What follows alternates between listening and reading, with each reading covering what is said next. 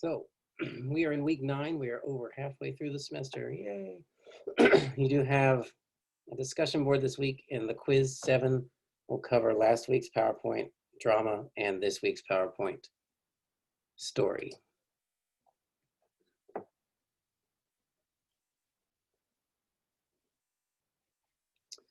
All right, we talk about story. There's mimesis, showing that the audience figured out, and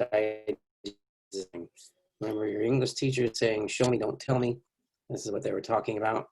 And what I'm talking about with mimesis and films is let the audience figure it out, as you don't want to hit your audiences over the head with what you want them to know. You want them to figure things out. You want to show them what the character does so they can then figure out what the character's thought process might have been, or at least what their conclusion was. We want to give them enough information, but not all the information, so they stay engaged.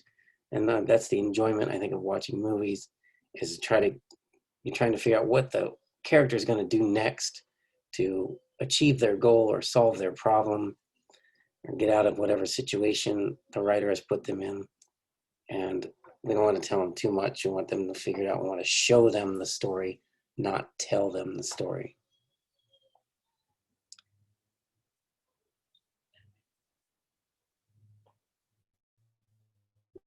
Any questions or comments on these two?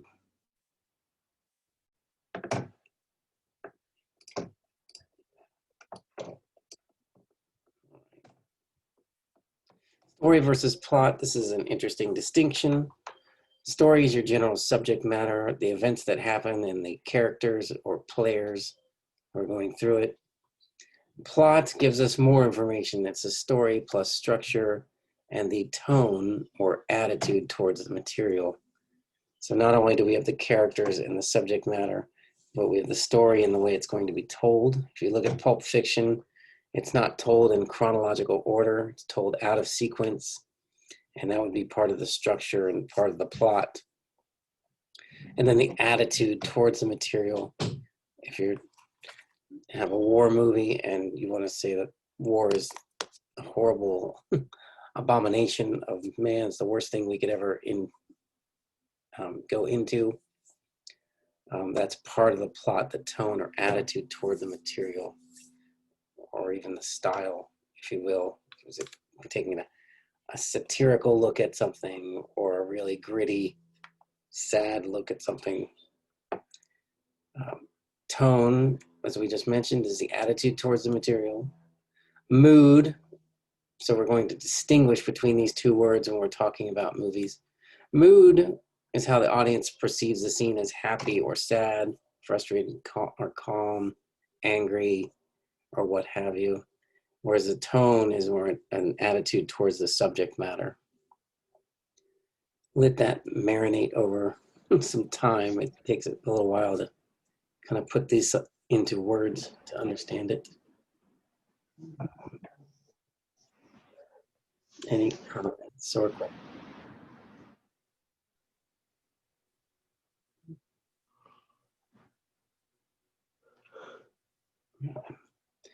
Titles are very important. They provide the audience with a preconceived idea about the story and the tone or attitude towards the story. It should be catchy and easy to remember, and they shouldn't be that long.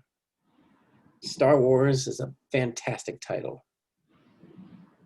Eternal Sunshine of a Spotless Mind, not a great title.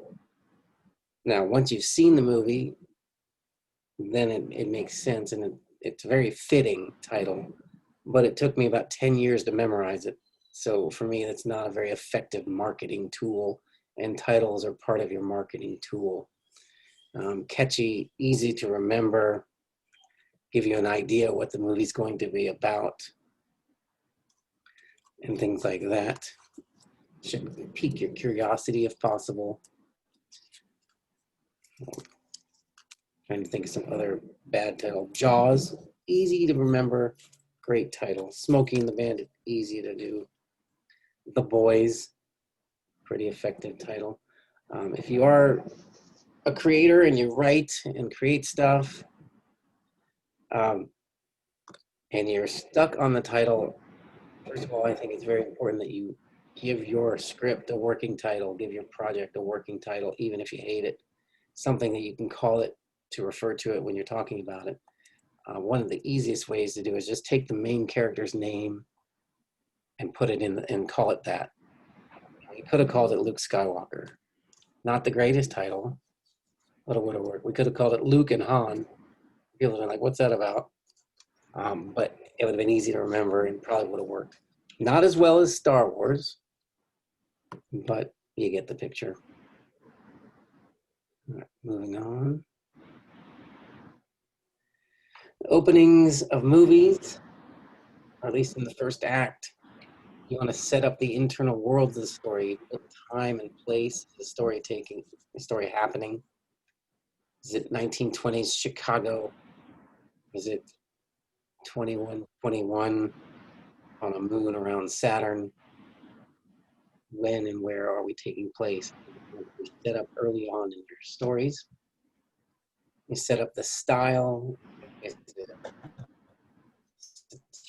satirical, comedy? Is it dark? And what's it going to look and feel like? What's the mood of it going to be? If you ever seen the opening credit sequence to the movie Seven, it pulls you right into that world just in the credit sequence. Other credit sequences do the same thing. We're talking beyond the credit sequence, but that should also have the same fit into your movie. And sets the tone or the attitude for the material. Your first act, you should set up the parameters, what's possible, what's not possible, what's probable, what's likely to happen, and set up the expectations of the audience. Movies should flow from one section to the other. Anybody seen the movie John Carter? Start off for the first 30 minutes is a Western, a Civil War era Western with Bryan Cranston. And then the next thing you know, we're in outer space having some sort of Beyond Thunderdome, Mad Max battle. For me, it didn't make any sense at all. Not to mention Bryan Cranston was no longer in the movie and I was no longer engaged in the movie. Doing things like that can work, but it's really risky. And I would recommend against it. If you start off in a Western, you should end up in a Western. You're going to start off as a satire, it should stay as a satire. Like I said, there's no real rules, and you can take those risks and challenges, and if you believe in it and you can make it work, that's great. But it's much more difficult to be successful. Any questions or comments here?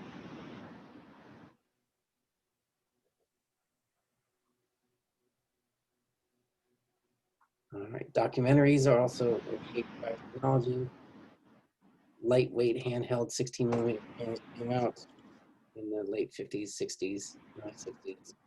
And zoom lenses, fast film stocks not requiring light, portable sound recorders, all these things made it much more possible for camera operators and directors to capture things live and not have to have somebody recreate reality.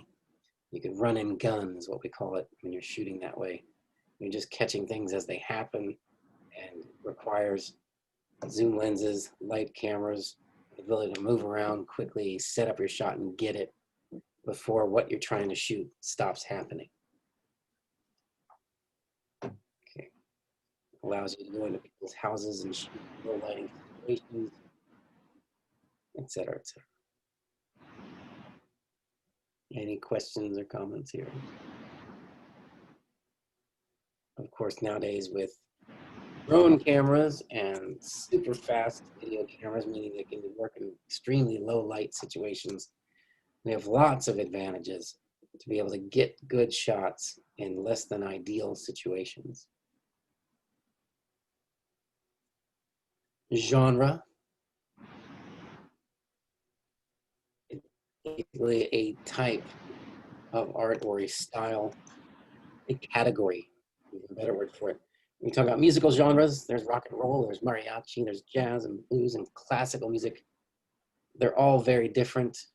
They're all forms of music. If I say picture a rock and roll band and their music, you have an idea that there's going to be electric guitars, electric bass, drums, possibly keyboards. They're going to wear certain outfits that fit the style of music. The music's going to have a certain rhythm and beat style to it, which would be very different than if you picture a mariachi band and the instruments they play and the outfits that they wear and the sound of the music and how the beat and rhythms all work in that. So in movies, we have genres as well. We have westerns and gangster and horror and science fiction, romantic comedy, and a lot more. So what is a genre?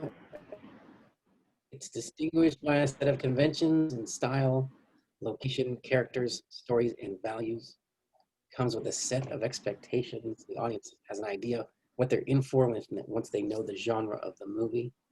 If it's a Western, it's going to have cowboys, it's going to have horses, it's going to have six guns. It's going to take place probably in the 1800s, mostly outdoors in the wild, untamed West, with small buildings, a jail, and a saloon.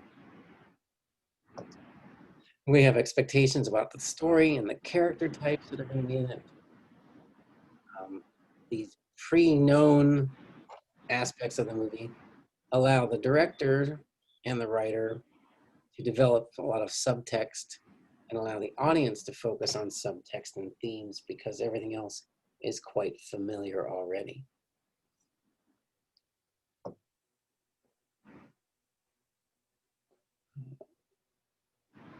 This is a short list. This is not a complete list of genres, and I think we continue as we go forward in time to add to the list. Westerns, gangster movies, horror movies, science fiction, romantic comedy, cop movies, dramas or melodramas, and movies like that. You mentioned westerns. You'd have a picture of what it's going to be out in the Wild West with tumbleweeds and desert and maybe mountains. We're going to have cattle rustlers and sheriffs and things like that. Gangster movies, we're going to have people stealing and extorting money and being chased by G-men or cops or FBI. Just, there's going to be a boss nobody dares insult. Under horror movies, there's various types of horror movies. The original horror movies back in the early days of movies, Wolfman, Frankenstein, Dracula, the monster movies. As we progressed into psychological thrillers with Hitchcock movies like Psycho and things like that. Slasher movies in the 70s, Texas Chainsaw Massacre, Halloween, Friday the 13th, Nightmare on Elm Street. How many different ways can we kill a teenager type movies? So slasher, monster movie, psychological thrillers are subgenres of horror. Science fiction, romantic comedies, lots of different types of comedies. There's our college comedy, which is alcohol, drugs, and women type Van Wilder, Animal House, old school type of movies. Romantic comedies, man and woman meet, they hate each other, but there's this unbearable attraction between them, and then they have to, go through all these obstacles to fall in love and live happily ever after. Okay, cop movies, bad boys, buddy movies, 48 Hours, Bad Boys, Lethal Weapon, those types of movies where two cops are together and they don't get along. They want to do everything differently. They have different priorities in life, but somehow they make it work. Okay. So what we're really talking about is formula for these types of movies. You're making a Western, there's a certain formula to it. And certain things that you're going to put in it and certain ways to go about telling that story. Cycles of genre. When it's first created, the first movies of its type are primitive. Westerns were, there were novels that were Westerns before we had movies, and then that moved into the movie industry. Classical, we've established all of these traits, these conventions, and the audience goes knowing a lot about what type of movie they're going to see. When that gets boring, we do revisionist, which means we play against those conventions. We're talking about Clint Eastwood Westerns, and if you like Westerns, and you've probably seen several spaghetti Westerns with Clint Eastwood. He was the fastest gun, the best in a fist fight, the best at tactical calculations for a battle, or strategizing for a battle. He was almost infallible in many ways. In The Unforgiven, he's old. He has to train himself to shoot a gun. He's strung out from a hard road trip through the rain, has the flu or pneumonia or whatever he has. He can barely even stand up when he finally gets to his final destination where he can take on the bad guy, played by Gene Hackman. And we've played against those expectations of what Clint Eastwood will be in a Western. And it's a revisionist Western called The Unforgiven. And then, of course, my favorite, parodies. Parody movies like Mel Brooks makes with Blazing Saddles is a parody on Westerns. Spaceballs is a parody on Star Wars and other science fiction movies, but mostly Star Wars. Young Frankenstein, a parody on Frankenstein. And of course, there's other parodies like the Airplane movies, or parodies on those tragedy movies that took place in airplanes in the 70s. Airport 74, Airport 75, etc. Scream is kind of a parody of itself, and then Scary Movie 1 through 6 or whatever it is parodies on all those teen slasher movies. Any comments or questions?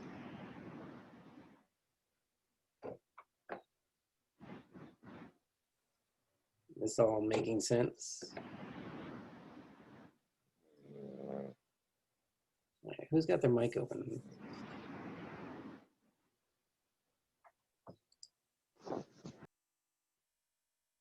Interesting. All right, is everybody here? Present. Yes, right here. All right. Yeah. Hello. Here. All right, thank you. It's hard to know sometimes. All right. Okay, any questions or comments on the genre? Okay. So, your discussion board is about genre. And discuss your favorite movie genre, include specific characteristics, conventions of that genre, why you like them, and the ones you like or don't like and why. Give us one of your favorites to recommend that we watch, whether it's horror, romantic comedy, or melodrama, or something like that. And of course, read several of your fellow students and reply one or two of them for full credit. Any questions? All right. We're going to stop recording.